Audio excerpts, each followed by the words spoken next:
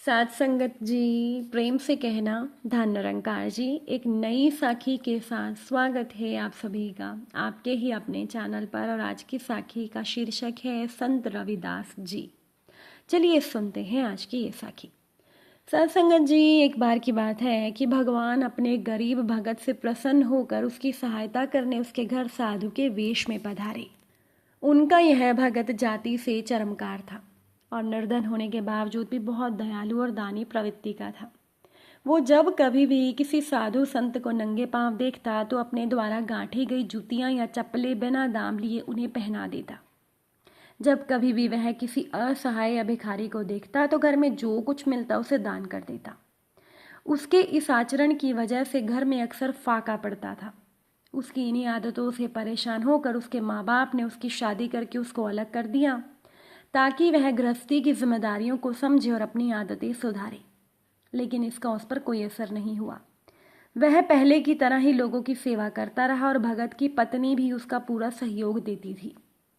ऐसे भगत से प्रसन्न होकर ही भगवान उसके घर आए थे ताकि वे अपने भगत को कुछ देकर उसकी निर्धनता दूर कर दें तथा भगत और अधिक जरूरतमंदों की सेवा कर सकें।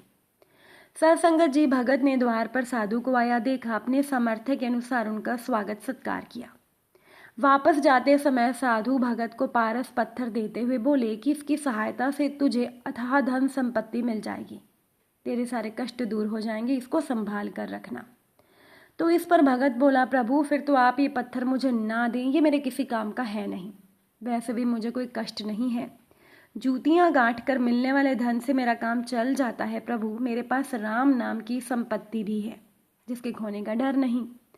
तो ये सुनकर साधु वेशधारी भगवान लौट गए। इसके बाद भगत की सहायता करने की कई कोशिशों में असफल रहने पर भगवान एक दिन उसके सपने में आए और बोले, प्रिय भगत, हमें अच्छे से पता है कि तुम लोभी नहीं हो, लालची नहीं हो, तुम कर्मों में विश्वास करते हो। जब तुम अपना कर्म कर रहे हो तो हमें भी अपना कर्म करने दो ना। इसीलिए हे भगत, जो कुछ हम दे उसे सहर्ष स्वीकार करो। भगत ने ईश्वर की बात मान ली और उनके द्वारा दी गई सहायता और उनकी आज्ञा से एक मंदिर बनवाया और वहां पर भगत भगवान की मूर्ति स्थापित करके उनकी पूजा करने लगा। एक चरमकार द्वारा भगवान की पूजा किया जाना उस समय के पंडितों को सहन नहीं हुआ। उन्होंने राजा से इसकी शिकायत कर दी। तो राजा ने भगत को बुलाकर जब उसको पूछा तो वो बोला कि मुझे तो खुद भगवान ने ऐसा करने को बोला था। वैसे भी भगवान को भक्ति प्यारी होती है, जाति नहीं। भगवान की नज़र में कोई छोटा बड़ा नहीं, सब बराबर हैं। राजा बोला, क्या तुम ये साबित करके दिखा सकते हो? भगत बोला, क्यों नहीं महाराज। मेरे मंदिर में विराजित भगवान की मूर्ति उठकर जिस किसी के भी समीप आ जाए वही सच्चे अर्थों में उनकी पूजा का अधिकारी है। राजा इस बात के लिए तैयार हो गया। पहले पंडितों ने प्रयास किए लेकिन मूर्ति उनमें से किसी के पास नहीं आई। जब भगत की बारी आई तो उसने एक पद पढ़ा, देवादिदेव आयो तुम शरणा, कृपया कीजिए जान अपना जना। इस पद के पूरा होते ही मूर्ति भगत के गोद में आ गई। ये देख सभी को हैरानी हुई। राजा और रानी ने उन्हें तुरंत अपना गुरु बना लिया। इन भगत का नाम था रविदास। जी हाँ, वही जिन्हें हम संत रविदास जी या संत रैदास जी के नाम से जानते हैं, जिनकी महिमा सुनकर संत पीपा जी और मीराबाई जी भी उनसे मिलने गए थे। यहाँ तक कि श्री गुरु नानक देव जी महाराज और श्री कबीर साहिब जी भी उनसे मिलने आए थे।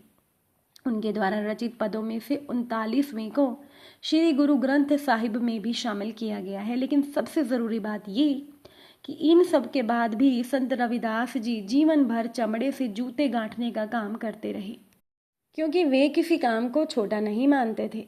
जिस काम से किसी के परिवार का भरण पोषण होता है वो छोटा कैसे हो सकता है, यही संत रविदास जी की सोच थी। तो साथ संगत जी, अगर आज की ये साखी आपको अच्छी लगी हो, वीडियो को लाइक शेयर ज़रूर करिएगा। अगर आप चैनल पर नए हैं तो सब्सक्राइब करके ही जाइएगा। आप सभी से फिर मुलाकात होगी नई साखी के साथ। साथ संगत जी, प्यार से कहना धन निरंकार जी।